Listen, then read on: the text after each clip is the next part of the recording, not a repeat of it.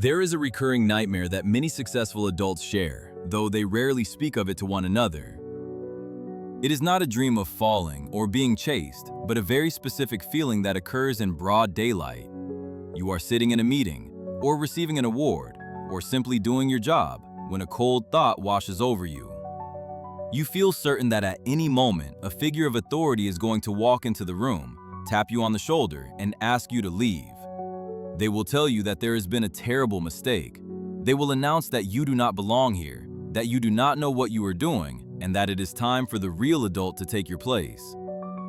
This fear persists regardless of how many degrees hang on your wall or how much praise you receive.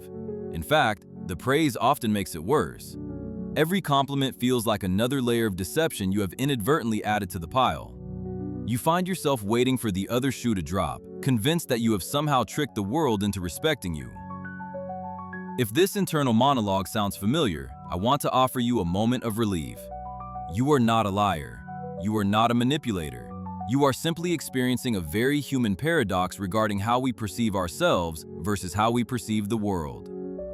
Let us explore the root of this feeling, which we might call the phenomenon of the child in a suit. No matter how old we get, we never truly lose access to the memory of our younger, smaller selves. When you look in the mirror, you do not just see the capable professional others see. You see the teenager who was awkward at parties. You remember the child who didn't know the answer in math class. You carry the full history of your own uncertainty. Because you have continuous access to your own internal world, you are intimately acquainted with your own doubts. You know every hesitation you have before you speak. You know how many times you had to Google a term before the meeting? You know how much coffee you needed just to function this morning. You are constantly witnessing the messy, chaotic process of your own thinking. However, you do not have this access to anyone else. When you look at your colleagues or your mentors, you only see the finished product. You see the polished presentation, not the 3 sleepless nights that went into it. You hear the clever answer, not the moment of panic that preceded it. You are comparing your own messy, unedited footage to everyone else's carefully curated highlight reel. Of course you feel like a fraud. You are judging yourself against a standard of perfection that does not actually exist in any other human being. This dynamic creates a profound sense of isolation. You assume that everyone else has received a manual for life that was somehow lost in the mail for you. You imagine that they feel like real adults, solid, certain, and unwavering. But the truth is far softer and more complex. Adulthood is not a destination where uncertainty vanishes. It is simply the act of continuing to make decisions even while your hands are shaking. It is interesting to consider that this feeling often stems not from low self-esteem, but from a high standard of honesty. You feel like a fraud because you are acutely aware of the gap between your public persona and your private reality. You value truth, and so the discrepancy feels like a lie. But having a private world of doubt does not make you dishonest, it makes you human. The mask of competence you wear is not a tool of deception, it is a tool of social function. Everyone is wearing one, not to trick you, but simply to get through the day. Let us look at how this plays out in your work and relationships. You might find yourself over-preparing to an exhausting degree. You triple-check every email, terrified that a typo will reveal your incompetence. You might deflect praise, attributing your success to luck, timing, or the help of others. You might say, "I just got lucky this time," because admitting you did well feels dangerous. If you admit you are capable, you fear you will be expected to be capable forever, and you are not sure you can keep up the act. This constant deflection prevents you from internalizing your own life. You are the author of your achievements, but you feel like a spectator. You watch your life go well and think, "I hope they don't find out I'm just guessing." But here's the shift in perspective that changes everything. Competence does not mean knowing the answer instantly. Competence is simply the ability to figure it out when the time comes. The true expert is not the person who has memorized the encyclopedia. The true expert is the person who knows how to ask the right questions, how to research, and how to admit when they are stuck.